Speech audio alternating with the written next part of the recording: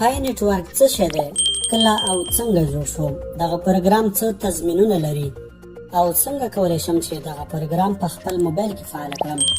قدرمندو لیدونکو، که غواړئ د دې پوښتنو ځوابونه او د پای نیټورک په اړه یو شمېر نور معلومات ترلاسه کړئ، نو دغه ویډیو درسره تر پایه وګورئ. 2019 میلادي کال د مارچ د میاشتې په 14 نیټه منځته راغله. دغه کرنسي د امریکا د کالیفورنیا ایالت سټانفورډ پوهنتون د 3 سرمشریزو ساینسپوهانو ډلې د شراکت په پایله کې د 15 میلیارډو امریکایي ډالرو په لګښت سره د آنلاین کاروباریانو او سوداګرو د سودا او معاملاتو کولو په صورت کې د باوري نوې کرنسۍ د پیژندلو په موخه اعلان کړه. د نوم کرنسۍ د ویج او د فضا د رامنځته کولو په موخه یې ځان ته څو مهم شرایط او تضمینونه مخکې له مخکې کېښودل چې په لاندې شمیرو کې واضح شوي دي. د سودا یا راکړې ورکړې لپاره عصري، پیاوړی او خوندي آنلاین میکانیزم او اپلیکیشن چمتو کول. د 2 کالو لپاره خپلو ګډونوالو ته پای کرنسي وړیا ورکول. د 2 کالو لپاره ګډونوالو ته د جمع شوې کرنسي بیه نه ټاکل. د 2 کالو تر پوره کېدو وروسته د نوموړې کرنسي بیه او ارزښت ټاکل.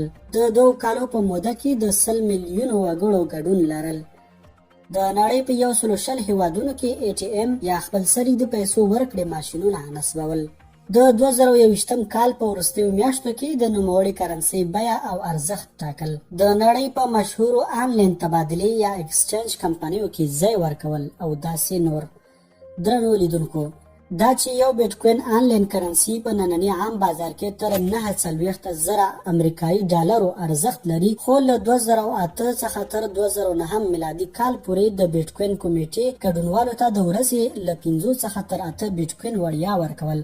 خو بیا هم خلکو زړه نه ښه کاوه او دا پروګرام او دا کرنسي یې بې ارزښته ګڼله، چې بالاخره په 2019 کال کې یې ارزښت 0.08 ډالره وټاکل شو. په تدریجي ډول سره د دې کرنسي ارزښت ډېر لوړ شو او ان په تېره اونۍ کې د یو بیټکوین ارزښت تر 52,000 امریکایي ډالرو هم لوړ شوی و. که چیرې تاسې نن یو بیټکوین ولرئ، نو هغه په ننني بازار کې تر 49,000 امریکایي ډالرو ارزښت لري. خو اوس د بیټکوین د وړیا ترلاسه کولو چانس نه لرو او پای کرنسي احتمال لري چې تر بیټکوین هم ډېر ارزښت او شهرت پیدا کړي.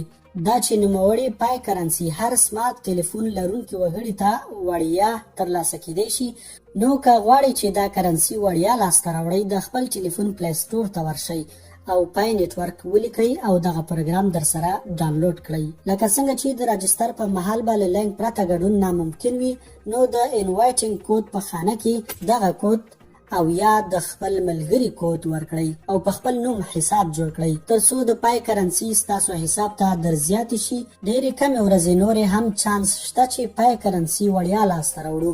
اټکل کېږي چې په نږدې راتلونکي کې به د دې یوې کرنسي ارزښت تر 100 ډالرو لوړ شي او پای کرنسي به د بیټکوین ریکارډ مات کړي، ځکه چې بیټکوین په لومړیو کې خلکو ته 1 کال وړیا بیټکوین ورکول، خو پای بیا د 2 کالو لپاره خلکو ته وړیا پای ورکړل. بیټکوین 2 میلیارډ ډالر مصرف کړل، اما پای 15 میلیارډ ډالر مصرف کړي دي.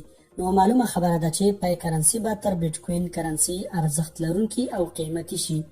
درنو لیدونکو، ډېری کسان داسې اندېښنې لري چې دا پروګرام له چل او دوکې پرته بل هېڅ هم نه دی او په همدې بهانه غواړي چې ستاسو معلومات او ډیټا لاسته راوړي. خو که حقیقت ته راشو، ټول هغه پروګرامونه او سافټویر چې تاسو په خپل موبایل کې انسټال کړي دي، دا ټول ستاسو معلوماتو او ډیټا ته لاسرسی لري. که تاسو یې وغواړئ او که نه غواړئ، دوی ستاسو معلومات ترلاسه کولی شي. نو په دې ترتیب سره د ډیټا په بهانه دا چانس له لاسه مه ورکوئ، ځکه چې کوم لګښت پرې نه راځي او که چانس یاري وکړه ارزښت یې پیدا کړل، نو بیا پښیماني ګټه نه لري.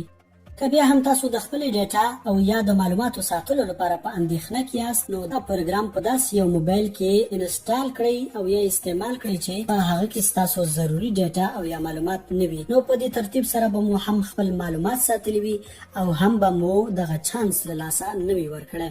ډېره مننه.